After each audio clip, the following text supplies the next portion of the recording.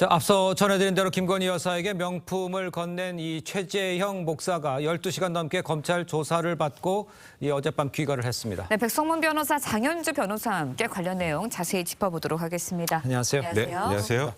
자, 먼저 이 검찰의 최재형 이 목사를 상대로 어떤 내용을 좀 집중적으로 조사를 한 겁니까? 일단 최재형 목사는 피의자 신분으로 출석을 한 거고요. 네. 그러니까 이게 지금 좀 헷갈려 하시는 분들이 많은데 청탁금지법에서는 준 사람도 처벌이 되기 때문에 일단 청탁금지법 위반 주거침입 혐의로 어제 조사를 받은 겁니다. 네. 말씀하셨던 것처럼 김건희 여사와 만난 경위부터 시작을 해서 명품백을 건넨 과정, 그리고 명품백을 건넨 이유, 그러니까 이제 뭔가 대가 관계가 있었는지 청탁을 한 것인지 직무 관련성이 있는지 예. 이런 부분들에 대한 질문과 그리고 이 명품백 이외에 또 다른 선물들을 제공한 사실이 있는지 그러니까 처음 만남부터 김건희 여사 만남부터 마지막까지의 전 과정을 조사했다 보시면 됩니다. 어제 네. 오전 9시 좀 넘어서 시작해서 밤 9시 좀 넘어서까지 했으니까 대략 12시간 정도 그러니까요. 굉장히 고강도 조사를 받은 건데요. 예. 일단 총 4차례에 걸쳐서 300만 원 상당의 명품백, 또 180만 원 상당의 샤넬 향수, 화장품, 또 40만 원 상당의 양주 등을 건넸다라고 진술을 했고요. 예. 또 직무 관련성은 있었다라고 주장을 하는데 어떤 취지로 있었는지는 정확하게 언론에 밝히진 않았습니다. 그렇군요. 네, 최 목사는 이제 검찰 출석에 앞서서 김 여사가 아무것도 받지 않았다면 아무 일도 일어나지 않았다라는 말을 하기도 했거든요. 공익적 취재였다는 자신의 주장을 뒷받침하기 위해서일까요? 어떤 이유로 이런 이야기를 하는 걸까요? 그렇죠. 결국 본질은 김건희 여사가 명품백 등 선물을 받았다라는 것에 있다라는 점을 좀 주목해야 된다라는 취지가 아니었겠나라는 생각 듭니다. 예. 특히 이제 최 목사는요, 이제 검찰 수사에 들어가면서 입장을 밝히면서 윤 대통령과 김건희 여사의 실체를 밝히기 위해서 언더커버, 그러니까 잠입 수사 형식의 어떤 취재를 한 것이다라는 취지로 계속 얘기를 하고 있거든요.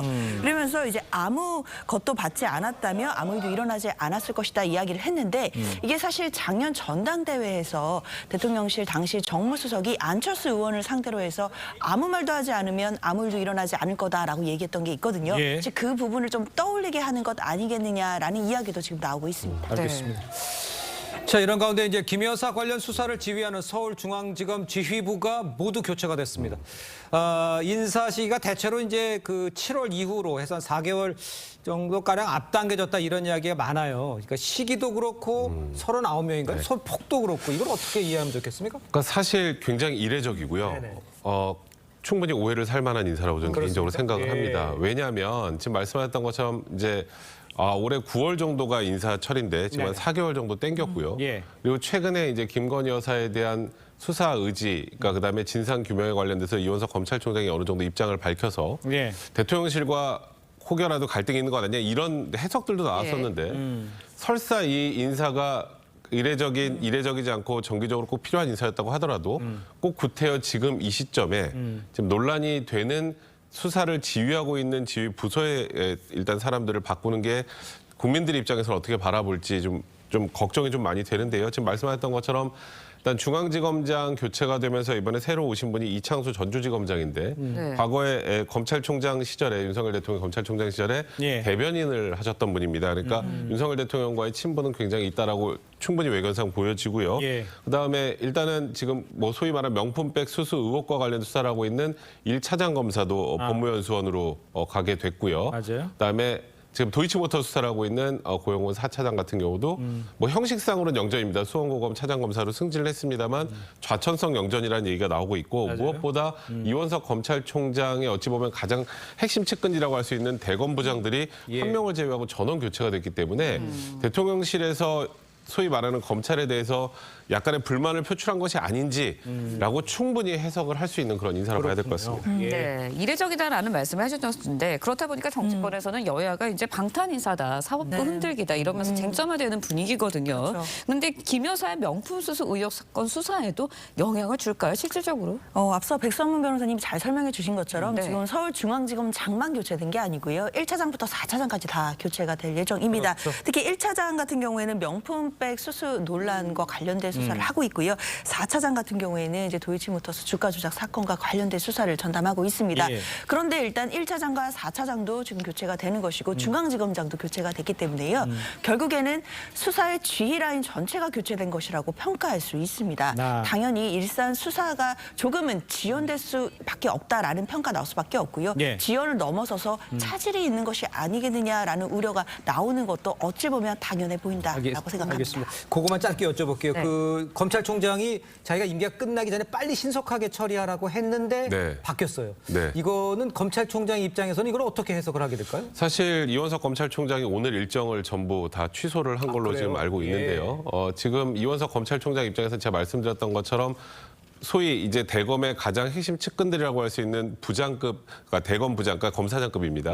한 명을 제외하고 방패 부장을 제외하고 전부 인사가 났고요. 예. 그런 면에서는 이원석 검찰총장 입장에서는 지금 이 상황을 굉장히 엄중하고 보고 있을 수도 예, 있다. 그렇게 굉장히 불편하게 바라볼 수밖에 없는 상황이기 때문에 예. 오늘 이원석 검찰총장이 어떤 말과 어떤 액션을 취할지에 대해서는 오늘 좀 주의 있게 좀 지켜봐야 할 것 같습니다. 알겠습니다. 자, 다음 이야기도 빠르게 해보겠습니다. 태국 파타야에서 납치 살해된 피의자의 신체 일부가 잔혹하게 훼손됐다는 사실이 밝혀져서 충격입니다. 시신에 남겨진 흔적, 무엇을 의미하는 건지 설명이 좀 필요해 보입니다. 일단은 시신이 발견되고 나서 확인을 해보니까 이제 손가락 부위가 뭐 예. 절단이 됐다 뭐 이런 그러니까요. 얘기가 예, 나오고 예. 있는데요. 이제 사람이 이제 누군가를 식별할 때 가장 중요한 부분 중에 하나가 바로 지문입니다. 그렇죠?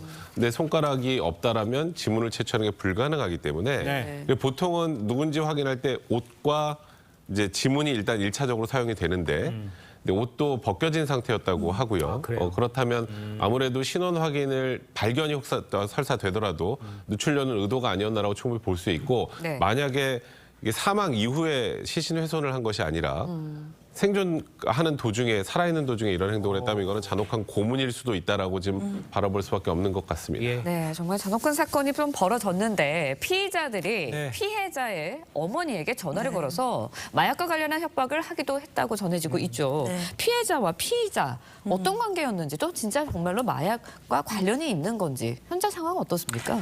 일단 뭐 좀 더 수사가 진행되어야 봐야 되는 것은 분명한데요. 그러나 일단 현지 경찰의 이야기에 따르자면 일단 피해자와 피해자가 그전에 알고 지내던 관계는 아닌 것으로 잠정적으로 확인이 됐습니다. 예. 특히 이제 마약 관련된 어떤 관련성도 지금으로서는 없을 가능성이 높다고 보이는데요.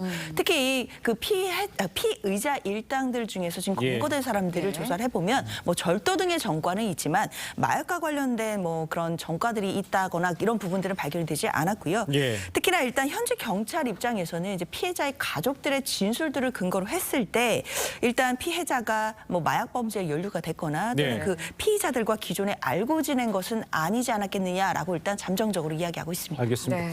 자, 일단 저희가 아까 좀 전에 이제 속보로도 전해드렸습니다만 피의자 3명 중에 2명이 검거가 됐습니다. 한국에서 1명, 또 캄보디아에서 1명. 캄보디아에서. 이제 미얀마로 간 것으로 알려진 1명. 이게 미얀마로 갔는지 또 어디 있는지 어떻게 된 거 요거에 이제 남아 있는 거잖아요. 네, 맞습니다. 근데 지금 이제 미얀마로 도망간 김모 씨 같은 경우는 2020년부터 태국을 한 8차례 드나든 전력이 있어서 네. 지리나 이런 사정에 의해서 굉장히 밝다 뭐 이런 얘기들이 나오고 있는데 네네. 지금 사실 오늘 한 명 캄보디아에서 검거된 거는 지금 우리 대한민국과 태국과의 공조 수사가 굉장히 잘 이루어지고 있다는 걸 단적으로 보여준 사례입니다. 그렇죠. 그리고 그만큼 태국 현지에서도 이번 사건에 대한 엄중함을 받아들이는 분위기고 그렇군요. 적절히 수사에 협조하고 있는 그런 모양새이기 때문에 일단은 뭐 제 개인적인 생각입니다만 나머지 한 명도 조만간 검거될 가능성이 매우 높다 이렇게 봐야 될 것 같습니다. 네. 그렇군요. 예. 피의자 3명 이제 모두 검거가 된다면 한국과 태국 중 이제 어느 나라 사법당국의 처벌을 받게 될지 여기도 관심이 좀 쏠리고 있는데 어떻게 되나요? 그렇죠. 일단 피해자가 우리 국민입니다. 그리고 지금 일단 용의자로 지목된 3명이 모두 한국 국적을 갖고 있다라는 이야기가 나오고 있거든요. 그렇죠. 그렇다면 범죄가 일어난 곳은 태국이지만 우리나라의 형사 사법권이 미치는 그런 사건이라고 봐야겠습니다. 특히 이제 윤희근 경찰청장 같은 경우에도 태국 경찰이 지금 수사를 맡고는 있지만 우리 국민이 관련된 사건인 만큼 현지의 주재관을 파견해서 긴밀하게 협력하고 있다라고 했고요. 예. 범인이 만약에 외국에서 잡히게 되더라도 우리나라로 송환해서 우리나라 사법 당국의 엄정한 처벌 받게 해야 될 것 같습니다. 알겠습니다. 네. 자, 두 분 말씀 여기까지 듣겠습니다. 고맙습니다. 맞습니다. 감사합니다.